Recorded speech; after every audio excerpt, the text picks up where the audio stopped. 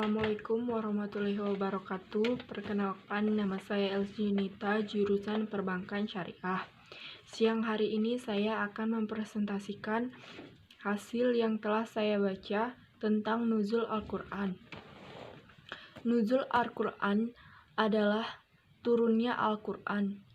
Nuzul adalah kata bahasa Arab yang artinya adalah turun, yakni turun atau meluncur dari tempat yang lebih tinggi ke tempat yang rendah. Ayat Al-Quran yang menggunakan kata nuzul dengan bermaksud tersebut dapat dilihat pada surah Al-Mu'minun ayat 29 ketika Allah Subhanahu wa Ta'ala menceritakan kisah Nabi Nuh. Kata nuzul berasal dari kata nazal. Ada dua kata yang seringkali digunakan di dalam Al-Quran, kata inzal dan kata tanzil. Kata inzal dapat dilihat dalam surat Yusuf ayat 2. A'udzubillahi minasyaitonirrajim. Bismillahirrahmanirrahim. Inna anzalnahu Qur'ana Arabiyyul la'allakum ta'qilun, yang artinya, sungguhnya kami menurunkan berupa Al-Quran dengan berbahasa Arab agar kamu memahaminya. Quran Surah Yusuf ayat 2. Yang kedua, Surat Al-Qadar ayat 1. Inna anzalnahu fi lailatul qadr, yang artinya, sungguhnya kami menurunkan Al-Quran pada malam kemuliaan. Quran Surah Al-Qadar ayat 1. Pada ayat kedua tersebut terdapat kata anzalna yang berarti kata anzal. Imam Sayati menjelaskan bahwa makna kata inzal adalah Allah Subhanahu wa Ta'ala mengilhamkan kalamnya kepada Jibril alaihissalam di langit dan mengajarkannya cara membacanya. Kemudian Jibril alaihissalam turun ke dunia untuk menyampaikan kepada Nabi Muhammad SAW. Yang kedua, proses dan tahap turunnya Al-Quran. Terdapat berbagai pendapat di kalangan ulama terkait proses turunnya Al-Quran.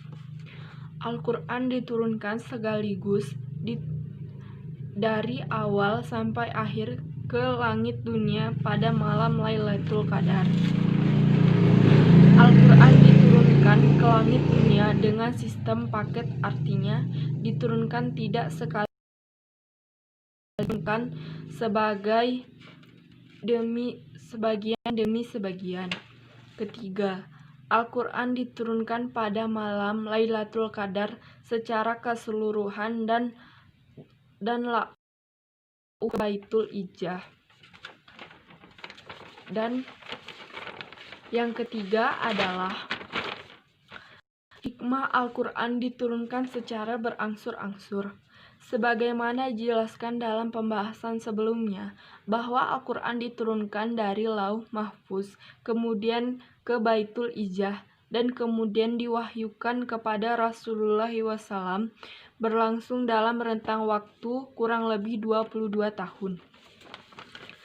Penjelasan bahwa diturunkannya Al-Quran secara berangsur-angsur adalah untuk memanfaatkan penjelasan bahwa tujuan diturunkannya Al-Quran secara berangsur-angsur untuk memantapkan hati Rasulullah SAW. Ada beberapa hikmah mengapa Al-Quran diturunkan secara angsur. Yang pertama, memantapkan hati Rasulullah SAW. Kedua, bertahapnya proses pendidikan yang dilakukan Rasulullah SAW. Yang ketiga, ayat turun sesuai dengan konteks yang terjadi saat ini. Yang keempat, turunnya Al-Quran secara gradual atau bertahap juga menunjukkan terhadap sumber Al-Quran itu sendiri. Yang kelima, ada pertanyaan yang muncul kepada turunnya Al-Quran. Yang keempat, cara Jibril menyampaikan wahyu kepada Nabi Muhammad SAW. Ada beberapa cara yang dilakukan malaikat Jibril dalam menyampaikan wahyunya kepada Nabi Muhammad SAW. Menurut Ibnu Al-Qayyim dan Al-Jauzi, ada beberapa cara Jibril menyampaikan wahyunya kepada Nabi Muhammad SAW, yaitu mimpi yang benar. Pada cara ini, Rasulullah SAW dan menurunkan ayat yang pertama kali diturunkan Jibril alaihissalam kepada Rasulullah SAW adalah surah Al-Alaq ayat 1-5. Yang kelima, ayat yang pertama kali turun dan ayat yang terakhir turun. Ada beberapa pendapat tentang ayat yang pertama kali turun. Yang pertama yaitu surat Al-Alaq ayat 1-5, surat Al-Mudatsir, surat Al-Fatihah, dan Basmalah.